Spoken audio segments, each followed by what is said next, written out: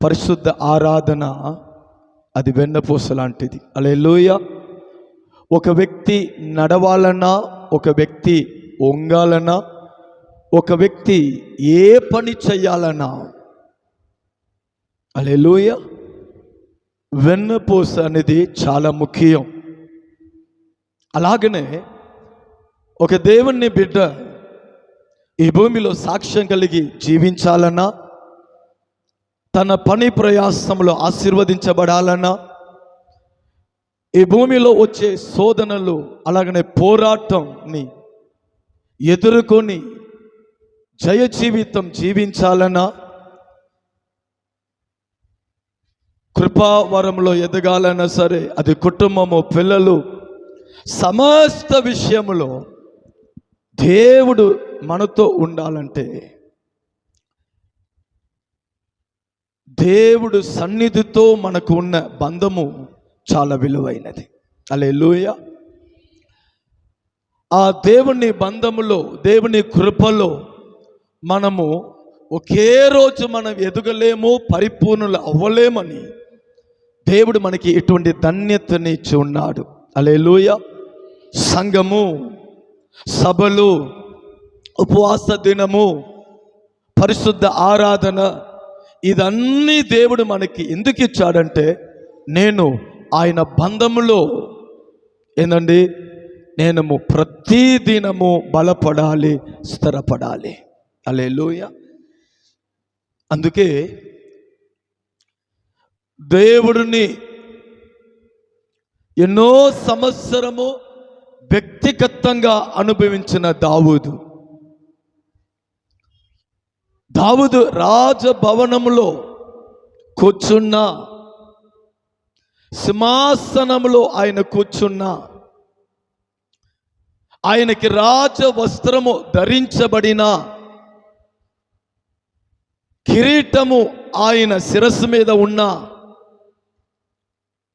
ఆయన అడుగు పెట్టేటప్పుడు ఆయన ముందు మంత్రులు, అధికారులు ఆయన ముందు సాష్టాంగపడిన, తన జీవితంలో ఎన్నడూ ఊహించని ధనము, ఐశ్వర్యము, ఘనత, పేరు ప్రస్తాపము, మరి జయము ఆయన చూసిన, తన ఊగకి మించిన, తన ఆశకి మించిన, తాను కోరుకున్న అనుభవానికి మించిన స్థాయికి దావీదు ఎదిగిన, దావీదు సంపాదించుకున్న పేరు ఎటువంటిదంటే, దావీదులాగా మరొక రాజు లేడు అని స్థాయికి ఎదిగిపోయాడు. దావీదులాగా యుద్ధము చేయగలవాడు మరొకడు లేడు అని స్థాయిని సంపాదించుకున్నాడు. దావీదు వస్తున్నాడంటే ఆయనను ఎవరు ఎదురించలేరు, ఆయన ముందు ఏందంటే సాష్టాంగ పడాలి అని శత్రువుకి వణుకు పుట్టేది. అటువంటి స్థానాన్ని సంపాదించుకున్నాడు. దావీదు కాలమైన ఈ కాలమైన చరిత్రములో పరిపాలించిన రాజులు అని మనము చరిత్రముని తిప్పితే, 100 రాజులు ఒక పక్కన ఉన్న, మరో పక్కన రాజు దావీదు కనబడతాడు. పరిశుద్ధ గ్రంథమైన బైబిల్లో 100 రాజులను గురించి రాయబడింది. ఆ 100 రాజుల చరిత్రని చూడండి, దావీదు చరిత్రని చూడండి. ఆ 100 రాజుల పరిపాలనను చూడండి, దావీదు పరిపాలనను చూడండి.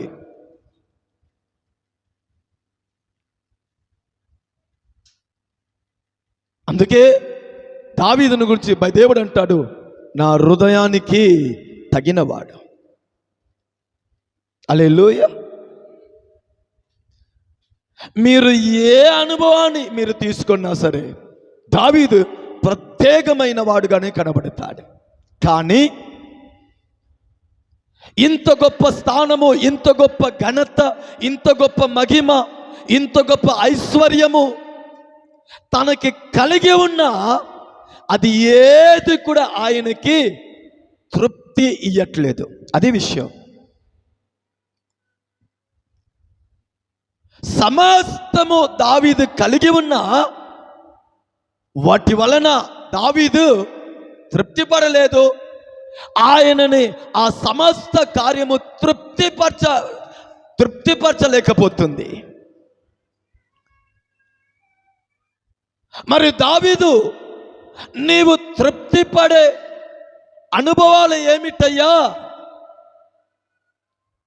నీకు సంతోషాన్ని కలిగచేసేది ఏమిటి?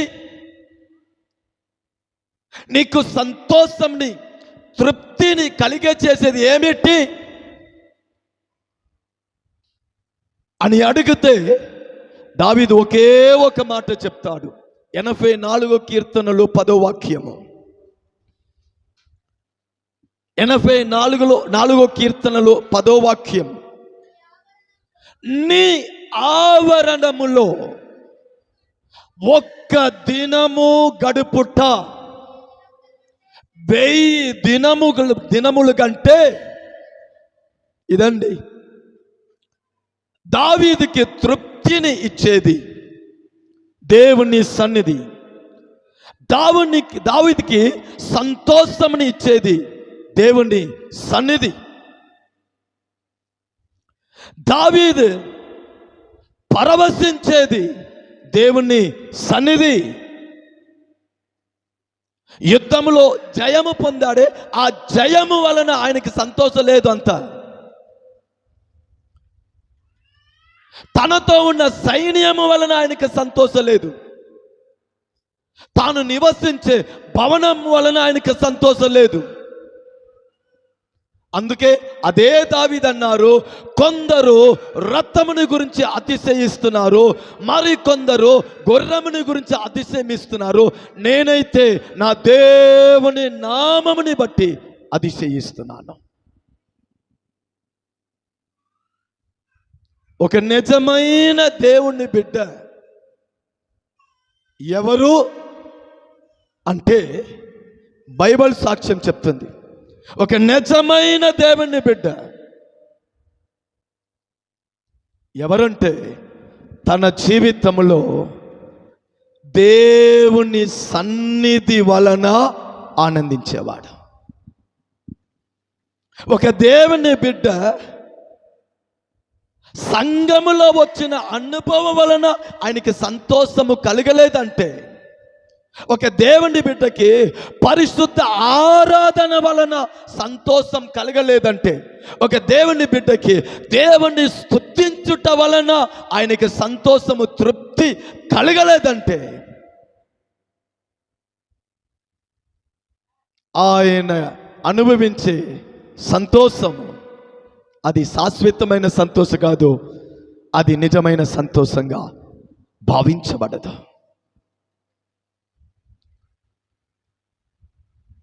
దావీదు అంటున్నాడు, నీ ఆవరణములో, నీ మందిరములో నేను పాడేటప్పుడు, నిన్ను తలంచుకొని నేను చప్పట్లు కొట్టేటప్పుడు, నిన్ను తలంచుకొని నేను భాషలు మాట్లాడి కీర్తిస్తున్నానే, అప్పుడు నీ సముఖము నా మీద దిగి వస్తుంది, నీ ప్రసన్నత దిగి వస్తుంది, నీ మహిమ దిగి వస్తుంది. అది నా పరవశము, అది నా సంతోషము, అది నా తృప్తి. చాలా ముఖ్యం. మనము దేనిని బట్టి సంతోషిస్తున్నాం అనేది మనం ఆలోచించాలి. నీ ఆలోచన, నీ సంతోషము దేవుణ్ణి బట్టి ఉన్నవియా? దేవుని సన్నిధిని బట్టి సంతోషిస్తున్నావా? వాక్యాన్ని బట్టి సంతోషిస్తున్నారా? అభిషేకములో నింపబడి సంతోషిస్తున్నారా? అది శాశ్వతం. హల్లెలూయా. అందుకే నేను మీకు అంటున్నాను, దేవుని సన్నిధి మన జీవితంలో వెన్నపూస లాంటిది. హల్లెలూయా. వెన్నపూస లాంటిది. ఆ కృపగల దేవుడు 7 మాసము దేవుని ఆరాధించుటకు, దేవుని పాడుటకు, దేవుని మహిమపరచుటకు మనకి బలమునిచ్చాడు. ఈ 8వ మాసంలో కూడా ఆయనని మరలా అనుభవించుటకు, ఇంకను ఆయన దగ్గర మన చేరుటకు, ఇంకను ఆయనలో మన పరవశించాలని మరొక భాగ్యం దేవుడు మనకు అనుగ్రహించాడు. ఆమేన్, ఆమేన్.